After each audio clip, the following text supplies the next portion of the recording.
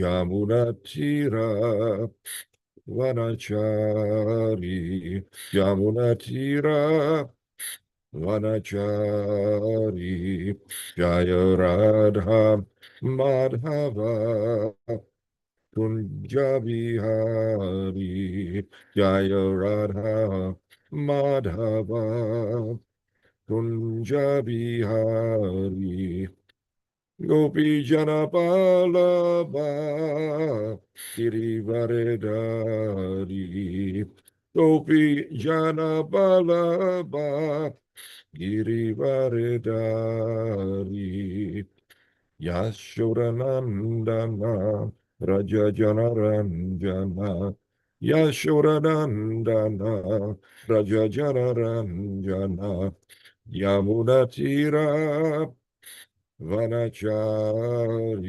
Yamunatira Vanachari Radha Madhava Kunja Bihari Jaya Radha Madhava Kunja Bihari Gopi Jana Balaba Girivaredari Gopi Jana Balaba Girivaredari Yashodanandana Braja Janaranjana Yashodanandana Braja Janaranjana Yamunatira Vanachari Yamunatira Vanachari Hare Krishna, Hare Krishna, Krishna Krishna, Hare Hare, Hare Rama, Hare Rama, Rama Rama, Hare Hare, Hare Krishna, Hare Krishna, Krishna Krishna, Hare Hare. Hare Rama, Hare Rama, Rama Rama, Hare Hare, Hare Krishna, Hare Krishna, Krishna Krishna, Hare Hare, Hare Rama, Hare Rama, Rama Rama, Hare Hare. Hare Krishna, Hare Krishna, Krishna Krishna, Hare Hare, Hare Rama, Hare Rama, Rama Rama, Hare Hare, Hare Krishna, Hare Krishna, Krishna Krishna, Hare Hare, Hare Rama, Hare Rama, Rama Rama, Hare Hare. Jai Om Vishnupad Paramahamsa Parivrajikacharya Ashtottara Shata Shri Srimad His Divine Grace A.C. Bhaktivedanta Swami Srila Prabhupada Ki Jai. Jai Om Vishnupad Paramahamsa Parivrajikacharya Ashtottara Shata Shri Srimad His Divine Grace Shri Bhakti Siddhanta Saraswati Goswami Maharaj Prabhupada Ki Jai. Ananta Koti Vaishnava Vrinda Ki Jai. Namacharya Srila Haridas Thakur Ki Jai. Prem Sikaho Shri Krishna Chaitanya Prabhu Nityananda Shri Advaita Gadadhar Shri Vasari Gora Bhakta Vrinda Ki Jai. Shri Shri Radha Krishna Gopa Gopinath Shyama Kunda Radha Kunda Giri Govardhan Ki Jai. Shri Vrindavan Dham Mathuradham Ki Jai. Shri Mayapurnamati Dham Ki Jai. Shri Jagannath Puridham Ki Chanagiri Dham Ki Jai. Gangamayi Jamuramayi Ki Jai. Tulasi Devi Ki Jai. Bhakti Devi Ki Jai. Shri Harinam Sand Kirtan Ki Jai. Grantharaj Srimad Bhagavatam Ki Jai. Samaveta Bhakta Vrinda Ki Jai. Gora Premanande, Hari Hari Bol. All glories to the assembled devotees, Hare Krishna. All glories to the assembled devotees, Hare Krishna. All glories to the assembled devotees, Hare Krishna. All glories to Shri Guru and Shri Gauranga. All glories to ISKCON founder Acharya, His Divine Grace Srila Prabhupada.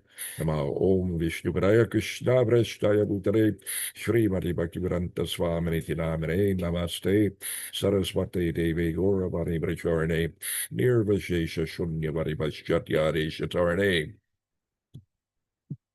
Om Namo Bhagavate Vasudevaya Om Namo Bhagavate Vasudevaya Om Namo Bhagavate Vasudevaya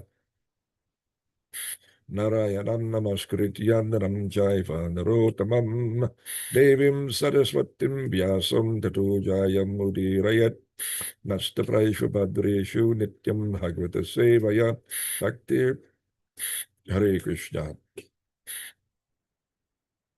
Oh my goodness, I've forgotten the verse. Forgive me. Hare Krishna. We are reading today from Grantharaj Srimad Bhagavatam,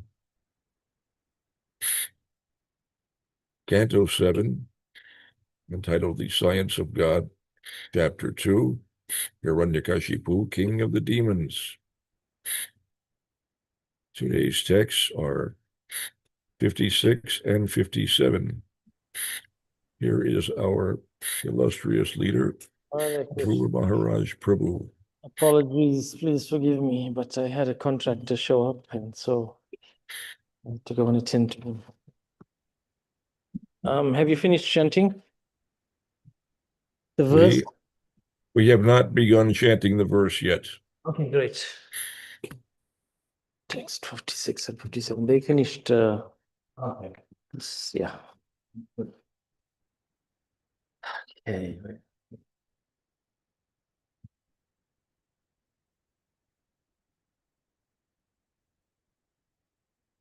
Welcome, dear Prabhus.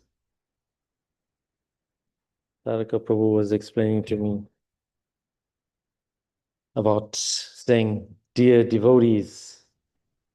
That's nice, definitely, but Prabhu's is even better, because then we understand our real position as servant of the servant of the servant. So today's text is text number 56 and 57. Okay, Om Namo Bhagavate Vasudevaya. Om Namo Bhagavate Vasudevaya.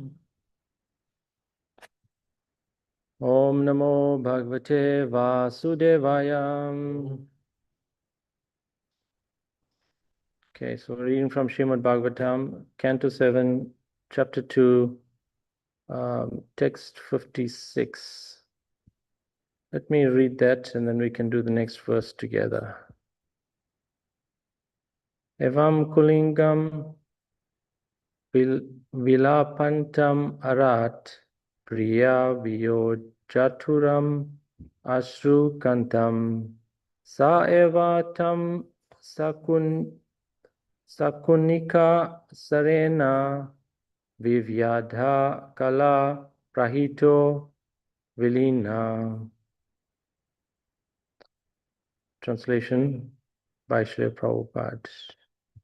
Because of the loss of his wife, the Kulinga bird lamented with tears in his eyes. Meanwhile, following the dictations of mature time, the hunter, who was very carefully hidden in the distance, released his arrow, which pierced the body of the Kulinga bird and killed him. Text 57. Okay, we can repeat this verse. Evam yuyam apasyantya atma payam abhudhyaya nainam prapsyata sochantya patim varsa satir api. Evam yuyam apasyantya atma payam abhudhyaya nainam prapsyata sochantya patim varsa satir api. Evam yuyam apasyantya atma payam abhudhyaya nainam prapsyata sochantya patim varsha satir api. Please repeat the verse. Evam yuyam apashyantya atma payam abur nainam prapsyata shochantya pantim varsha shatar api. Anyone else? Evam yuyam apashyantya atmapayam abudhaya nainam prapsyata shochantya patim varsha shatair api. Thank you. Anyone else?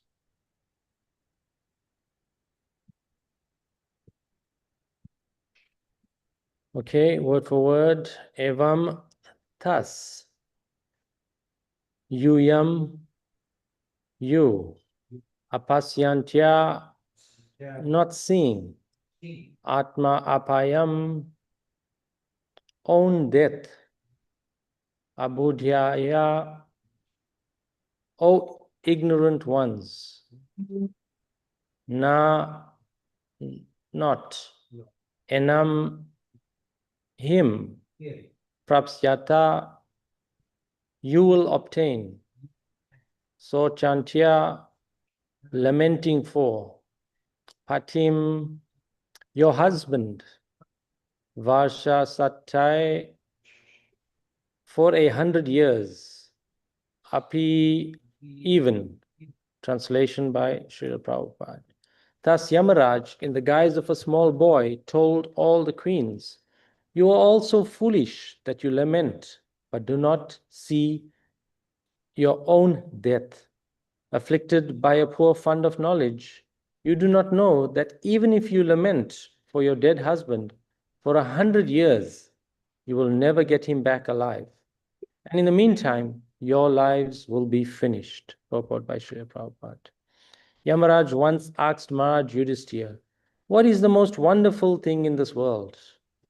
Maharaj Yudhisthira replied, Mahabharat, Vana Parva 313, .116.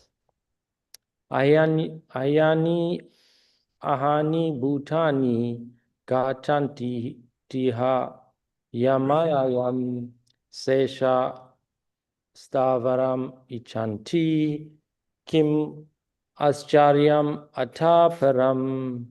Hundreds and thousands of living entities meet death at every moment. But a foolish living being, nonetheless, thinks himself deathless and does not prepare for death. This is the most wonderful thing in the world. Everyone has to die because he is fully under the control of material nature. Yet everyone thinks that he is independent, that whatever he likes he can do, that he will never meet death, but live forever, and so on. So-called scientists are making various plans by which living entities in the future can live forever. But while they are thus pursuing such scientific knowledge, Yamaraj, in due course of time, will take them away from their business of so-called research. Om Gyana Timarandasya Jananjana Shalakaya Chakshurumitam Yana Tasmai Shri Gurube Namaha Panchakalpatrubhyascha Kripa Sindhurevacha Patitanama Pavanabhyo Vaishnavabhyo Namo Namaha Jaya Shri Krishna Chaitanya Prabhu Nityananda Shri Advaita Gadadhar Shivasti Gaur Bhakta Vrinda Hare Krishna Krishna Krishna Hare Hare Hare Rama Rama Rama Hare Hare.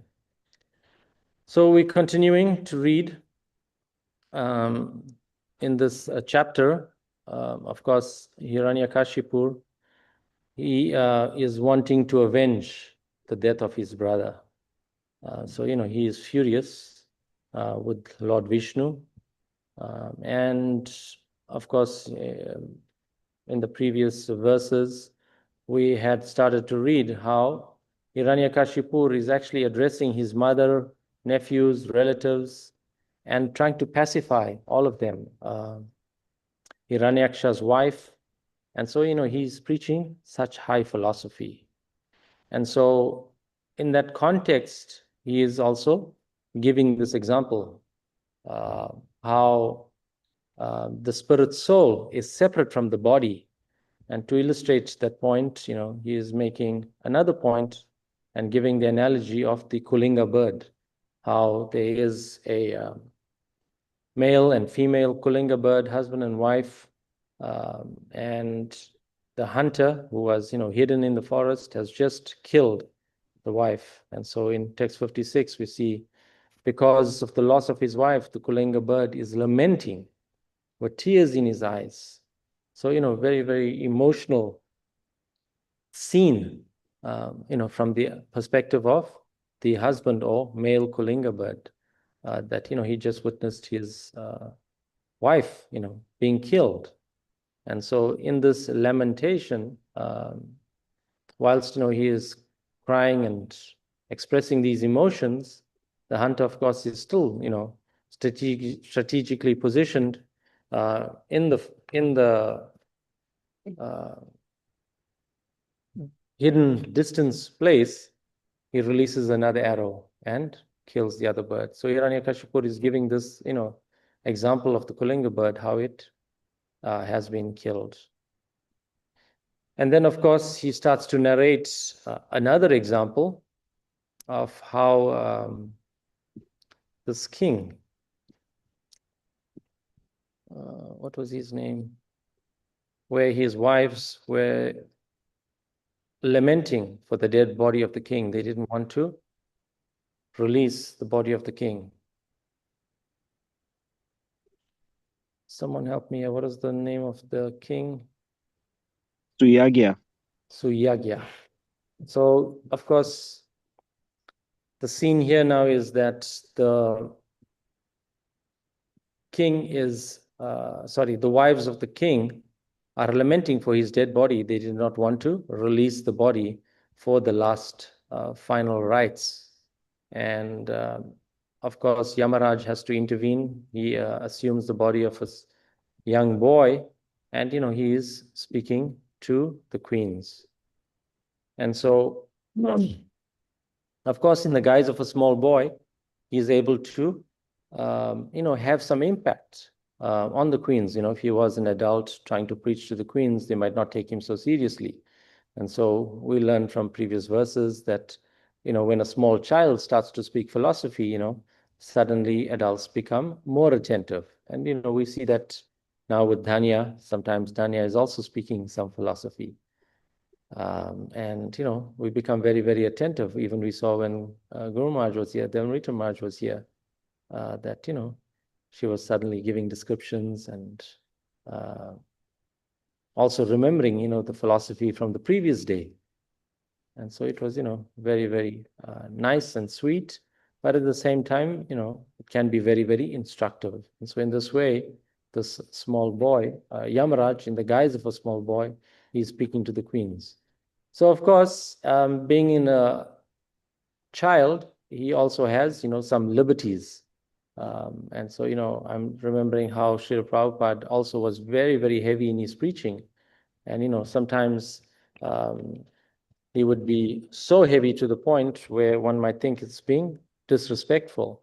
But, Prabhupada warned his disciples, who were very young at the time, that, I'm an old man, I can speak in this way, but, nobody should repeat or copy what Srila Prabhupada was saying. So in this way, Yamaraj is being very direct to the queens. You are also foolish that you lament, but do not see your own death. So he's instructing the queens, afflicted by a poor fund of knowledge, you do not know that even if you lament for your dead husband for 100 years, you will never get him back. And then in the purport, of course, Prabhupada is quoting this, very famous conversation between Yamaraj and Maharaj Yudhisthira, where Yamaraj was asking Maharaj Yudhisthira, you have got so much of wealth of knowledge, what, in your anticipation, you've been through so many experiences, in your anticipation, what is the most wonderful thing? And of course, King Yudhisthira, is Maharaj Yudhishthira is giving this example that, every day, at every moment, hundreds and thousands of living entities are meeting death.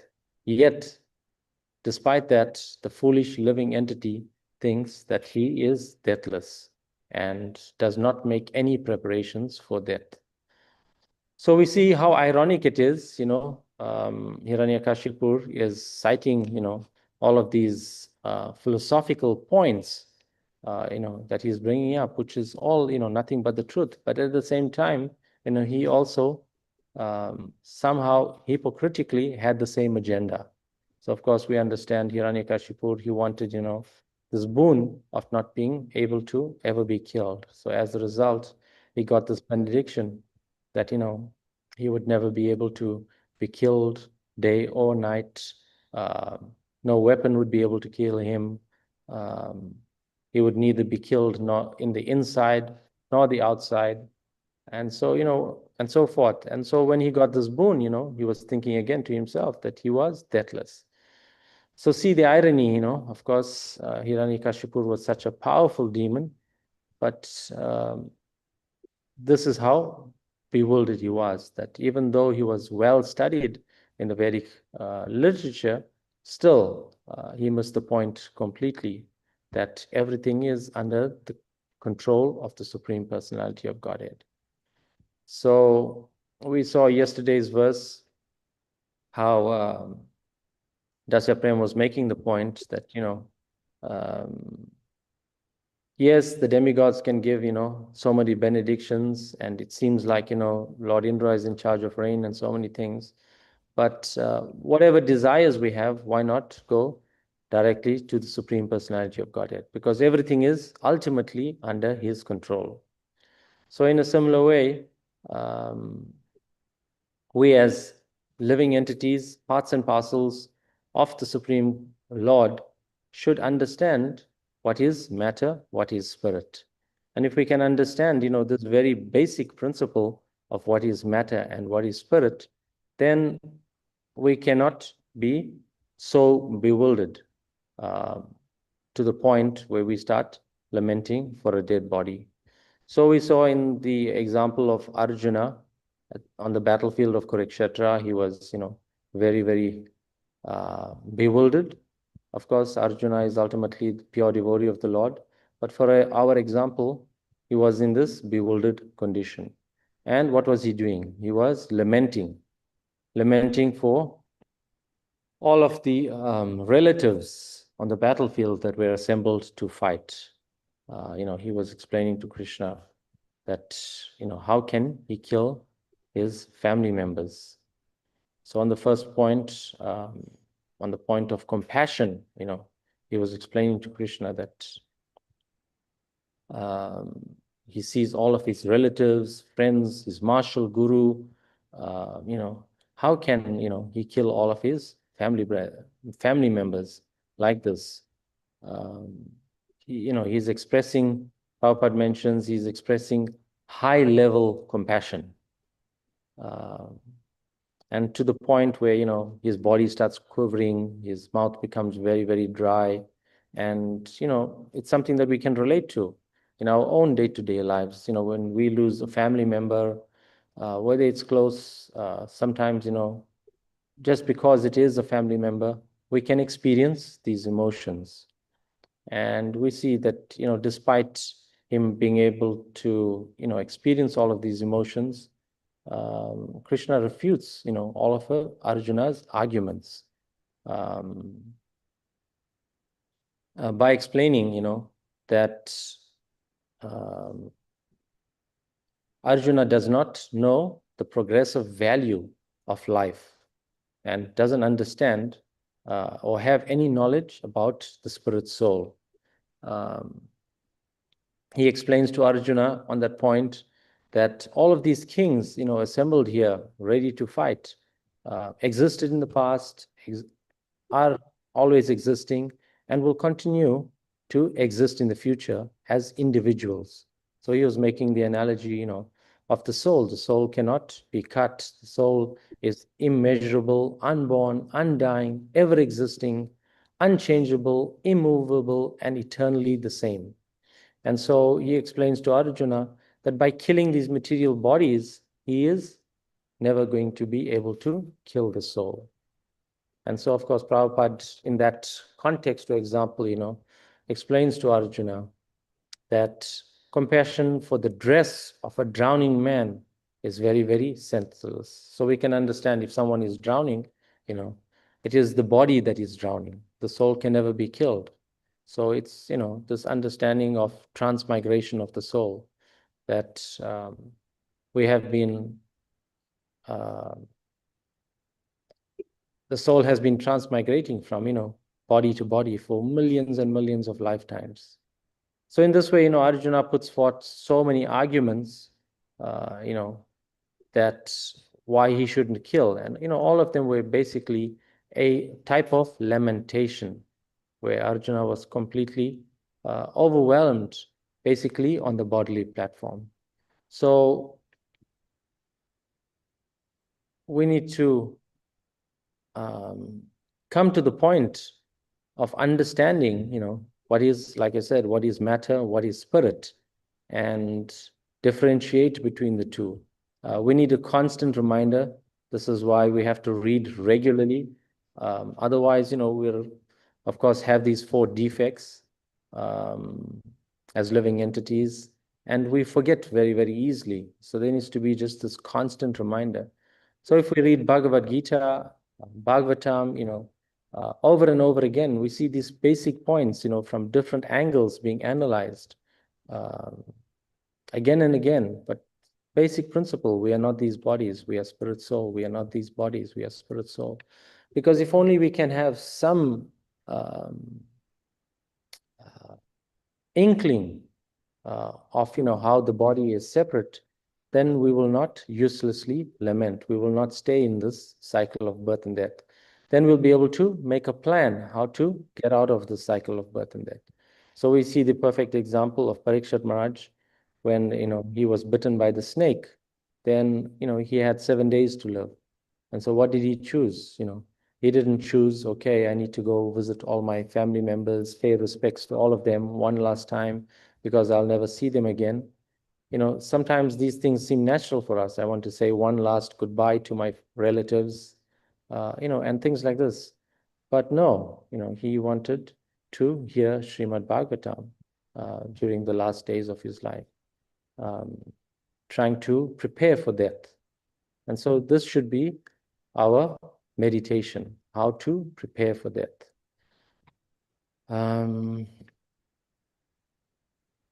I found one nice verse. We'll come to it just now, 7:15:23, same 7th canto in the 15th chapter. And this verse translation is, by discussing spiritual knowledge, one can conquer lamentation and illusion. By serving a great devotee, one can become prideless. By keeping silent, one can avoid obstacles on the path of mystic yoga. And simply by stopping sense gratification, one can conquer envy. So very nice meditation. How in the association of devotees, if we can, discuss spiritual knowledge, we can, give practical examples in our day-to-day life to each other. And in this way, by discussing, these spiritual subject matter, we can have some hope of conquering lamentation. Because, of course, this material disease, thinking that we are the doers, is embedded in our consciousness for many, many lifetimes. So it's very, very deep-seated anartha that we are having, this illusion that we are these bodies. Then, of course, the other principle is serving the great devotees of the Lord. This verse is mentioning that we can become prideless. And so it is because of, the false ego, because of pride, we want to have some stature in society, that, we start to associate more and more with the body. But if we can have the association of great devotees, the shelter of, great Mahatmas, then, we can gradually shed this false ego, shed this pride. By keeping silent, we can avoid so many obstacles. By only speaking when necessary, speaking Krishna Katha, not engaging in prajalpa, by not having useless talks, mundane subject matter, trying to get the association and speak with non-devotees. In this way, we can avoid so many obstacles on the path of bhakti. And of course, by staying away from sense gratification, we can see some hope in conquering envy. So many examples are given in the Bhagavatam, of this lamentation. We saw the example of Chitraketu was there. He was very, very much attached, to his only son. But, we saw that when his son was eventually killed by the other queen's wives, how he eventually began to be in such a sorrowful state, lamenting, for the dead body of his son. And we saw that because of the mercy of Narad Muni again, his son was, of course, brought back to life to illustrate the point that the body is separate from the spirit soul. And of course, when his son came back to life, he did not recognize, his father, the king. And he said, I've had so many fathers in so many different lifetimes. Which one are you, if you say you're my father? So in this way, the spirit soul, which is part and parcel of Krishna, is transmigrating from body after body.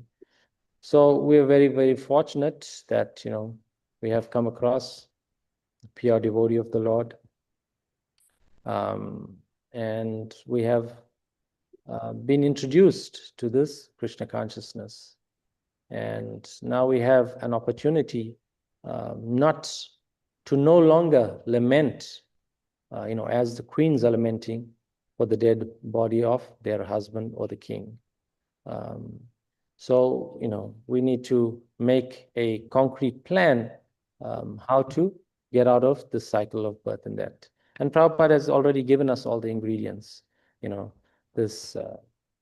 We understand that chanting the Maha Mantra, Hare Krishna, Krishna Krishna, Hare Hare, Hare Rama, Rama Rama, Hare Hare, can give us this highest perfection of life, so that, we can become qualified and go back home, back to Godhead. So there are no hard and fast rules for chanting these holy names. By following the 4 regulative principles and chanting this Maha Mantra, serving the devotees, engaging ourselves in the devotional service of the Lord, we can easily exit this material body and go back home, back to Godhead. So this should be our meditation. And of course, on the point of meditation, lamentation, in this example, we see Yamaraj was pointing out the contradictory behavior of these queens. And, he was even boldly, as a young boy, like I mentioned previously, he was boldly, saying things like, "Oh, lamenters, you are all fools. The person named Suyagna, for whom you lament, is still lying before you and has not gone anywhere. So what is the cause of lamentation? Previously, he heard you and replied to you, but now not finding him, you are lamenting. This is contradictory behavior, for you have never actually seen the person within the body who heard you and replied to you." So differentiating between the spirit soul and the body that is lying before the queens. So Yamaraj is pointing out that either way, there is no need for lamentation. And he's pointing out the paradox of the queen, that you say you saw him, but you never did. So what he's lost, you say, I have lost him, but the body is still here.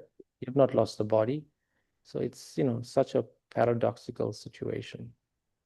And so then we find, solace that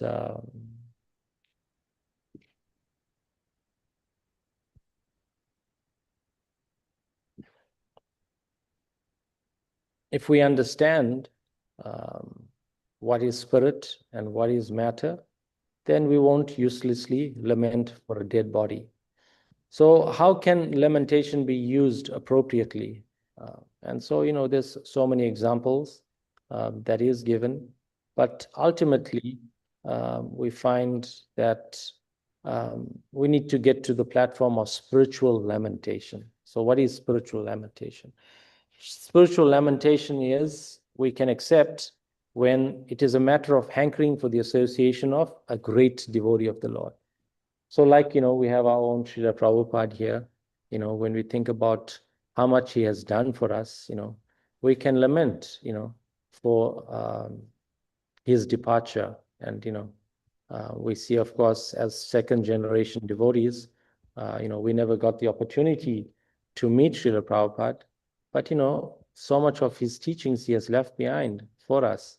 And by staying on this path of bhakti and the principles Prabhupada has given us in his ISKCON, we can also feel some of that lamentation for the absence of Srila Prabhupada, that, we never got to meet such a great personality of Srila Prabhupada, yet he is still present in all of his writings, in all of his books, that he has left for us, so that we can still make a plan to be able to go back home, back to Godhead. So, whenever great devotees leave, then we can have this spiritual lamentation. So we see there's so many examples given. Ultimately, Mahaprabhu was also in a very lamentful situation. Of course, he was playing the role of a great devotee of the Lord.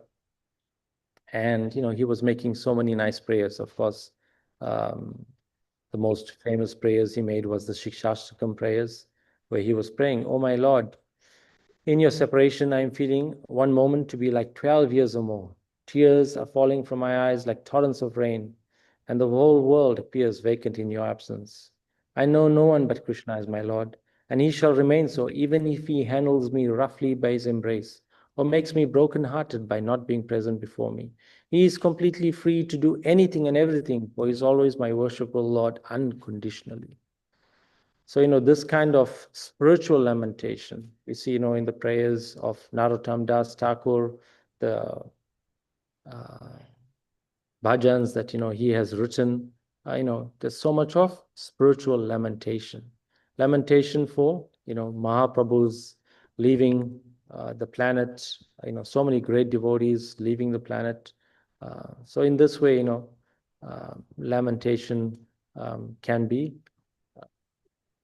okay, authorized. So the understanding is that lamentation that inspires us to once and for all, let go of our attachments in this world and hanker for the supreme goal of love of Godhead is a perfect lamentation. Then we have a right to exercise that kind of lamentation. So that's all I had for today's class. We'll stop there if devotees have more additions, corrections, subtractions. Please share them.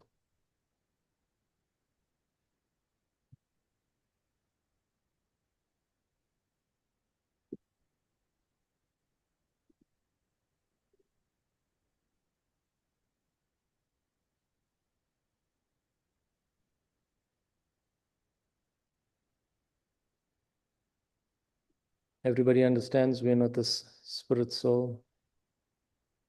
We are not these bodies.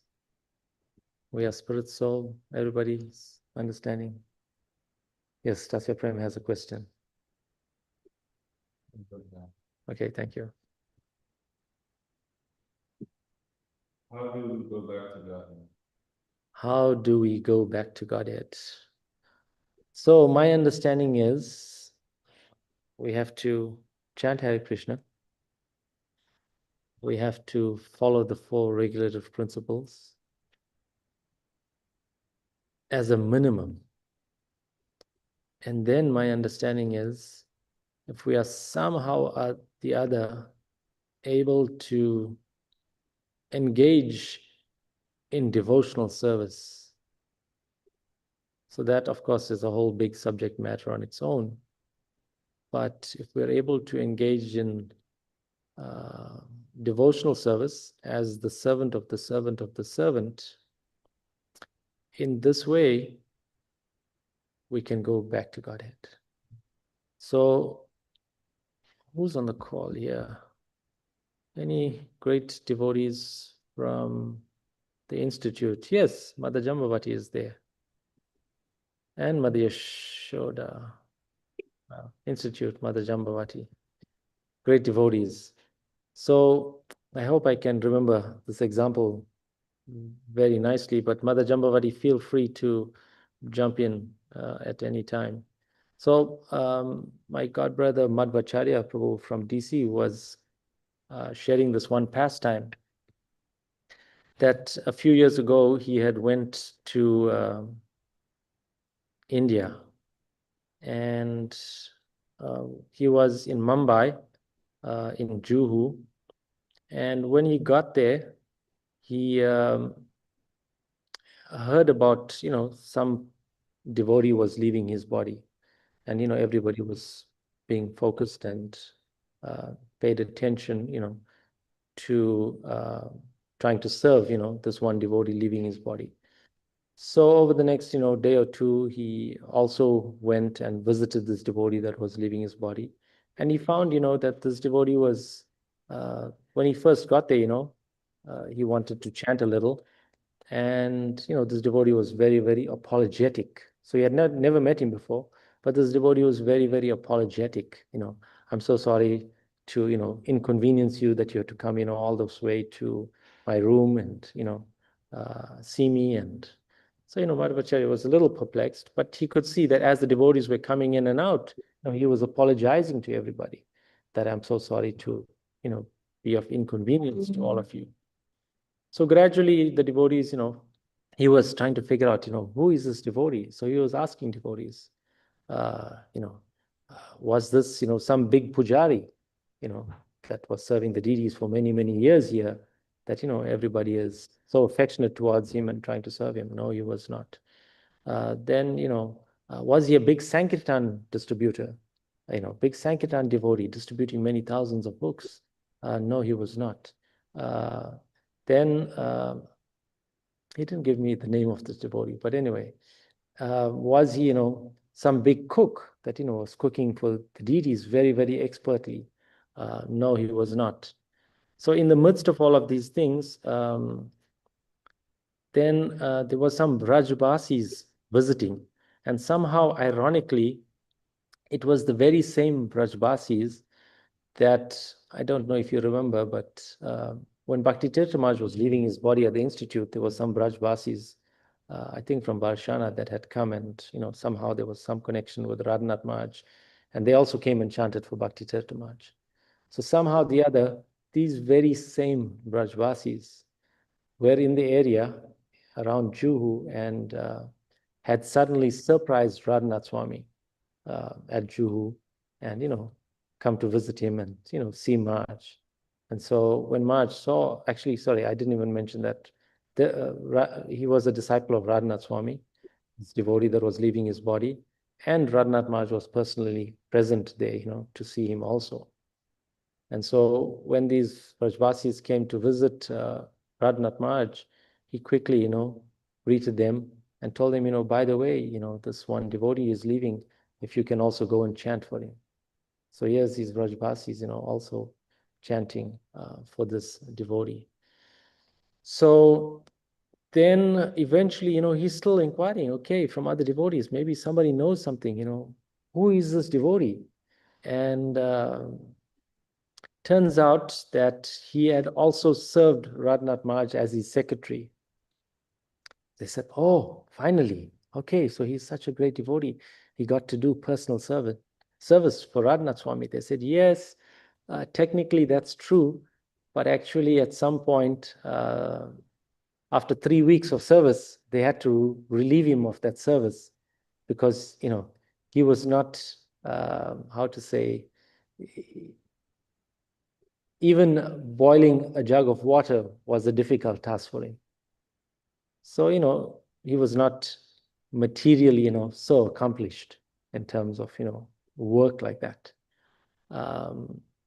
Yet, somehow the other, because, he was just following, these basic instructions of Srila Prabhupada, so he was such a sweet, loving devotee.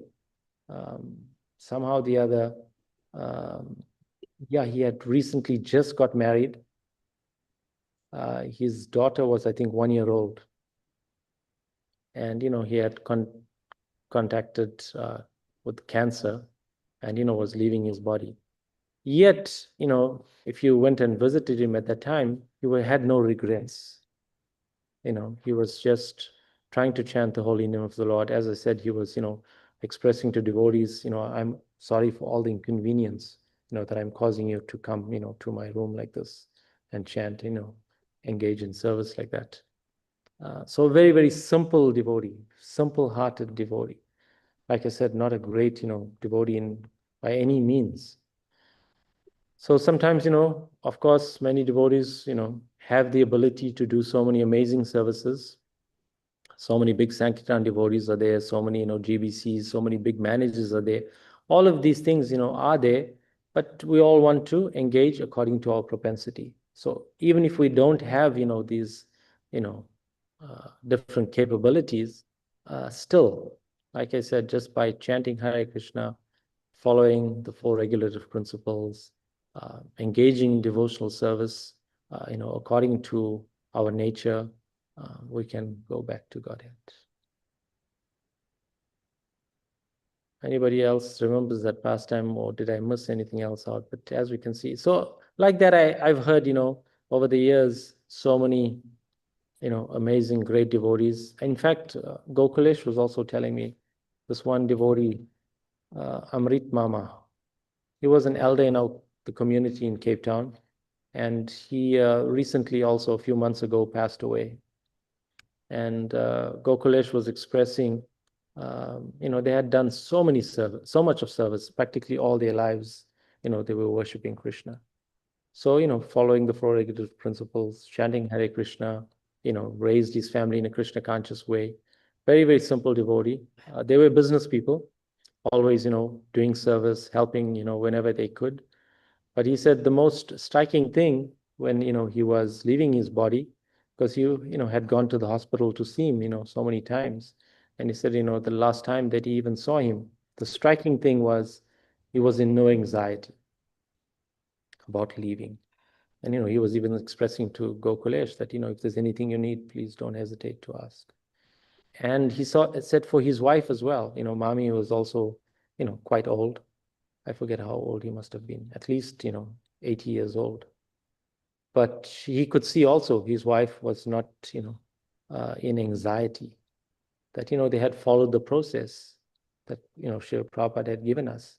And so in this way, he couldn't detect, this useless lamentation for the dead body or for the person that's going to die. That, they were peaceful, still continuing to chant. Yes, separation is there, but they had followed the process. So, yeah, we can do it. We can do it. So, of course, the trick is, not holding back services. I think that's where the trick will come in for us, that if some of us might have some ability, extraordinary ability, or any ability for that matter, that we hold back that type of service from serving the Lord, because everybody can say, I'm very, a very simple person. I don't have much intelligence, so I don't want to take any responsibility on behalf of Srila Prabhupada. And in this way, if every single living entity or devotee speaks like that, and nobody wants to take responsibility for Srila Prabhupada's ISKCON, then what is the use of that too? So somehow the other, as our debt to Srila Prabhupada, we feel, these real emotions, and want to take some responsibility on behalf of Srila Prabhupada and our spiritual master, that they have done so much for us by giving us this transcendental knowledge, that we want to try to do some service for their benefit and pleasure.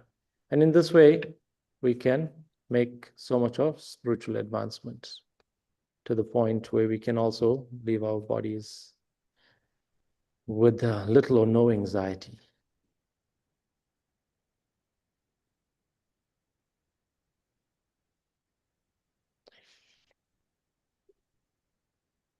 Okay, any more comments, questions?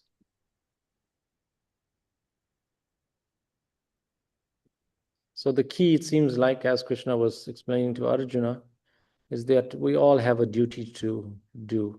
So whether we are Brahmanas, whether we are Kshatriyas, whether we are Vaishyas, we all have this material body now. We need to engage according to our nature. And then that cycle is there. What is my nature? Who's going to tell me what my nature is? But in the meantime, whilst we're trying to figure out our nature, and it could take a full lifetime, trying to figure out what our nature is in this lifetime, we should not act. Because if we don't act, then death is going to come anyway. So better to engage in devotional service and act. Otherwise, inaction is just going to not have a good result. So we need to act. We need to engage according to our nature in devotional service. And then when death comes, we might not see the Yamadutas. That's my simple understanding. Anybody has a more sophisticated, advanced, philosophical, high-grade, scholarly answer, please share it with us.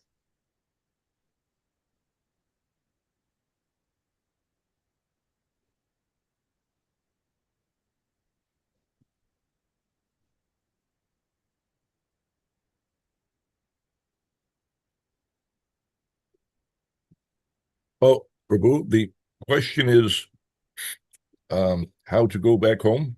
Yes, how to go back to Godhead. Yeah. Well, to go back home, actually, we require the mercy of a pure devotee. Mm-hmm. We can't go back home by our own endeavor alone. We require help. So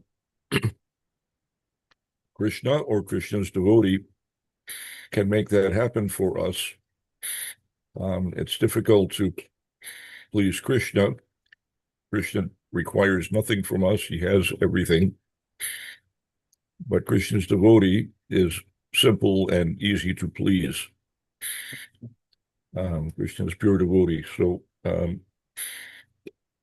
our process is we try to please Krishna's devotee,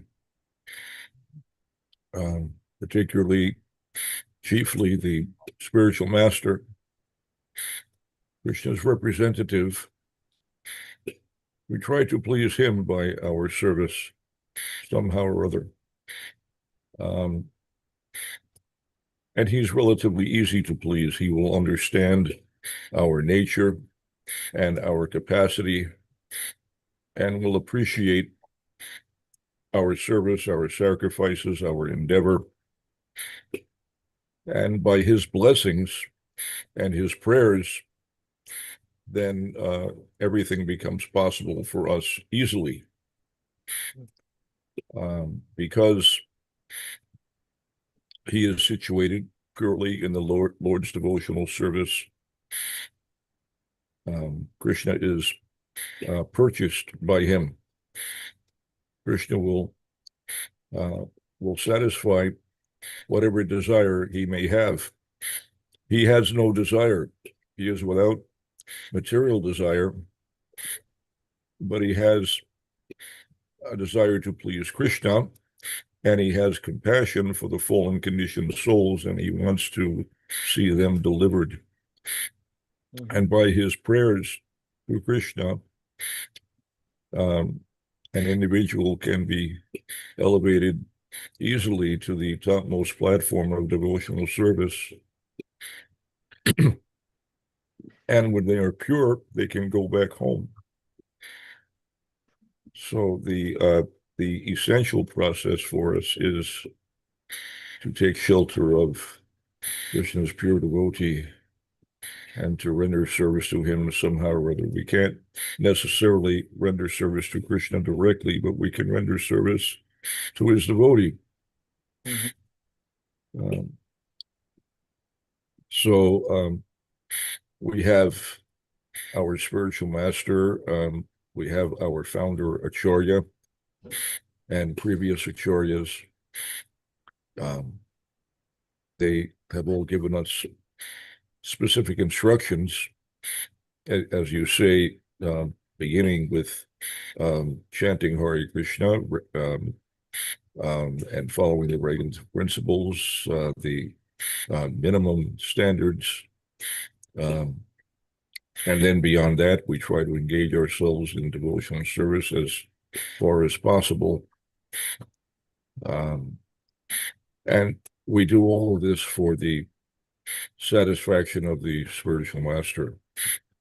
He asks us to do this or that, and we do that on his request for his pleasure. Otherwise, by our own endeavor, it's very difficult to make significant progress. We have very little strength, very little determination. We are generally powerless by ourselves, but by the strength of the devotion of a pure devotee, we can advance in leaps and bounds very easily.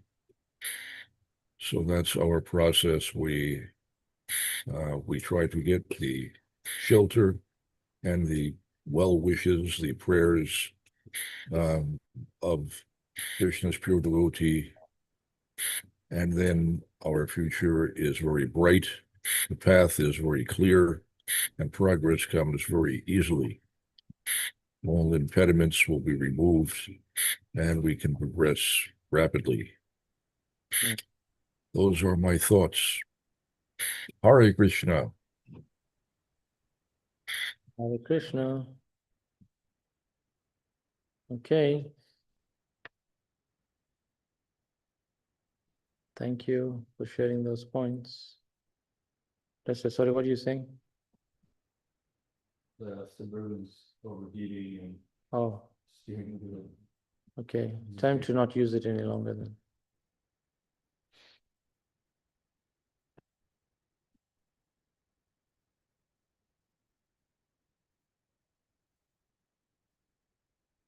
Okay, thank you, devotees. Thank you, Prabhus.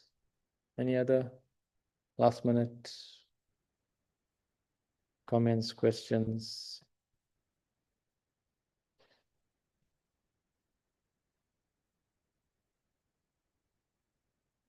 It's just I'm just thinking, I mean, a little like side, not directly on this point, but it's like such a big responsibility to, helping people to advance in spiritual life. That seems like some people, because they're conditioning, they have certain weaknesses, but trying to give them the best situation to be able to practice despite those weaknesses. I'm just thinking, maybe Swami says that their motto in New Zealand will make it easy for people to take the bhakti and to stay in bhakti. So,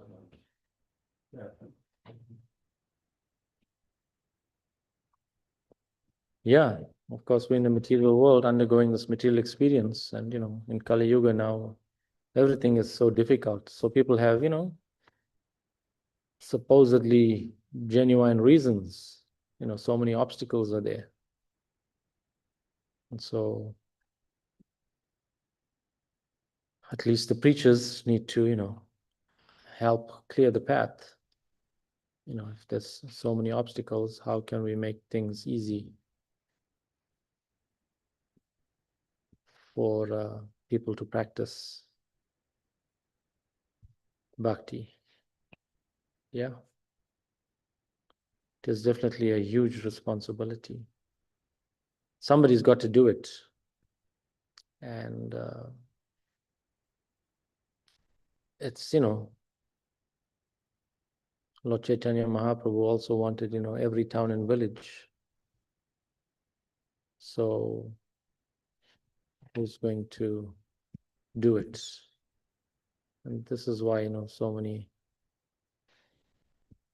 wonderful devotees take, our spiritual masters, take that burden of distributing this bhakti process and trying to help as many souls as possible get out of this illusion.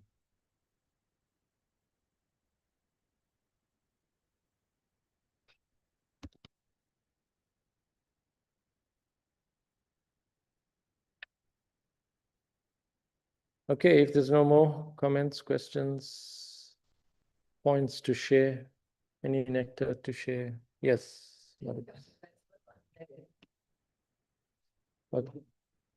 Okay, we can ask the assembly of devotees. There's all great devotees.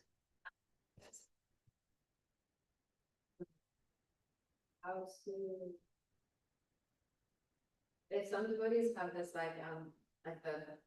they're senior devotees who've been around for a long time, so the sort of nectar days of the early ISKCON, which is starting out. And then there's some of us who obviously haven't experienced that because we're after showed off on the post world. So how to balance that mentality of all the old days they were so nectar and now things are totally degraded and people can't feast like they used to, they don't take devotees like they used to. If we could just get back to those old days, then things would be then it's fun and really good. And balancing it with the sort of newer style of practicing, which is still nectar and still devotional service and still your opportunity for God that is there. Although you might not have this full school mentality, you just want to balance this. It's practically impossible. See, my understanding is there's time, place, circumstance. That's also true. But like Taraka Prabhu would testify, there's some basic principles that, we can't adjust and change. Like, for example, chanting 16 rounds. We can't say time, place, circumstance. Kali Yuga has progressed in the last 70 years. So, Prabhupada gave us 16 rounds. Let's make it 13 and a half. So some basics we can't change. And yes, I think Prabhupada Leela Amrita is there. So many examples are given. And the altar's going to open now. We'll have to take a rain check on that question. Jai Shri Shri Radha Damodar Lalita Vishaka Ki Jai.